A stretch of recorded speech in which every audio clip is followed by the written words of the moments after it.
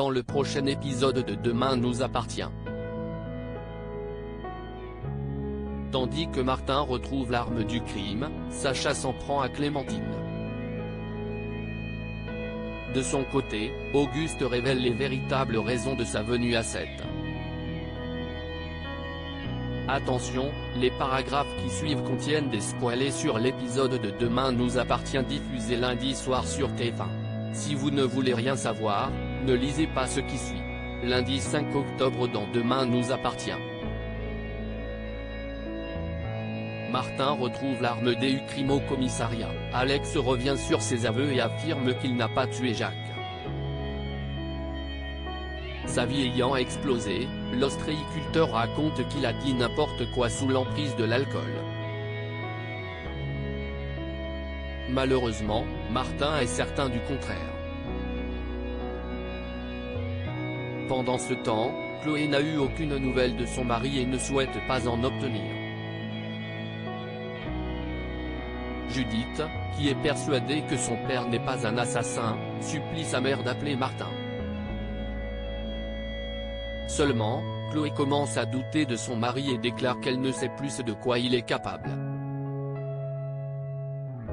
Lorsque l'adolescente demande à son frère de la soutenir, Maxime répond que leur mère a raison et qu'ils ne connaissent pas si bien leur père.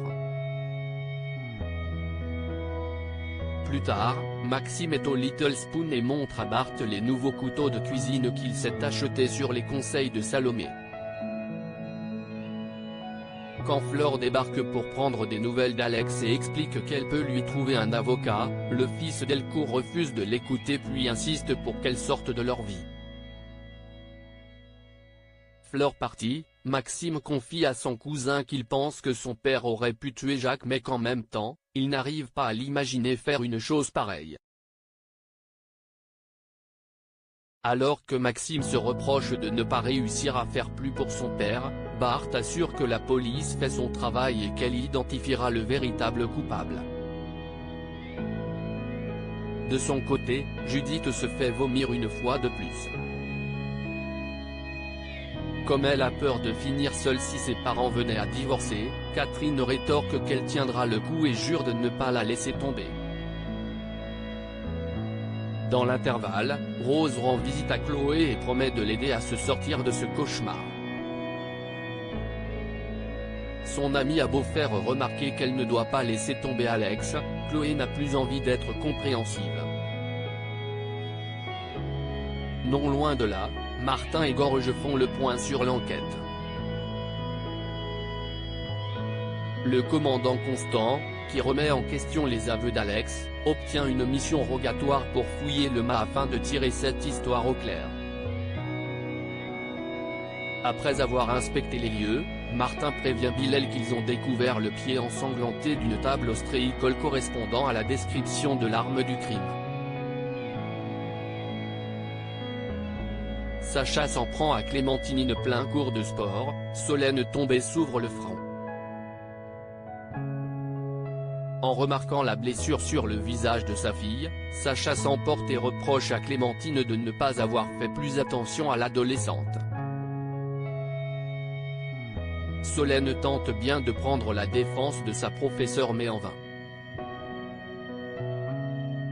En parallèle, Ulysse est à la recherche du lieu parfait pour sa prochaine excursion urbex et propose à Tristan de l'accompagner. Toutefois, le gérant du Spoon ne semble pas vraiment emballé par cette idée.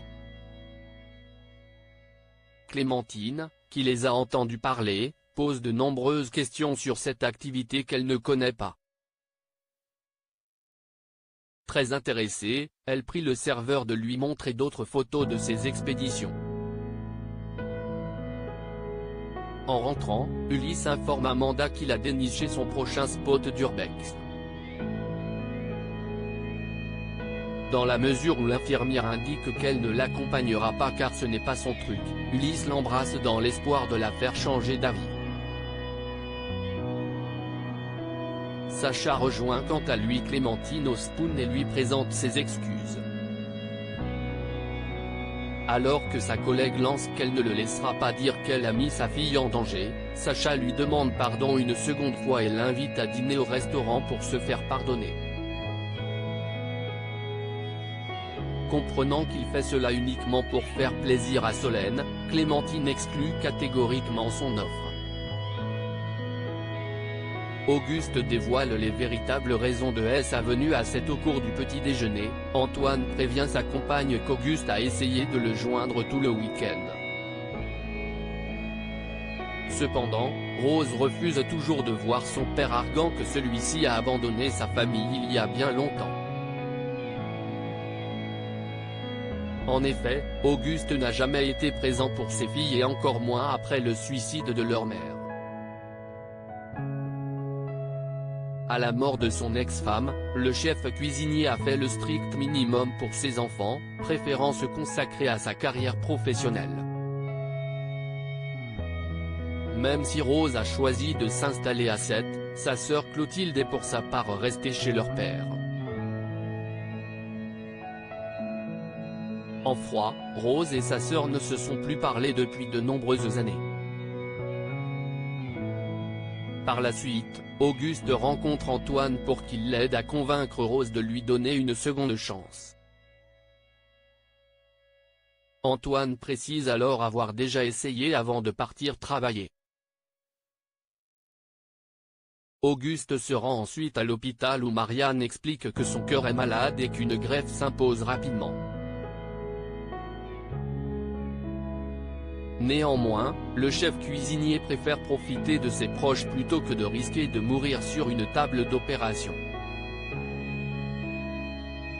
À la sortie de son rendez-vous médical, Auguste arrive chez sa fille et lui apprend que son temps est compté en raison d'un problème au cœur. Mais pour Rose, qui a attendu toute son adolescence qu'il vienne vers elle et lui dise qu'elle comptait pour lui, c'est aujourd'hui trop tard. En fin de journée, Rose rapporte à Antoine et Souleymane la discussion qu'elle a eue avec son père. Selon eux, elle a l'occasion de régler ses différends avec son père et il l'encourage à ne pas laisser passer cette chance.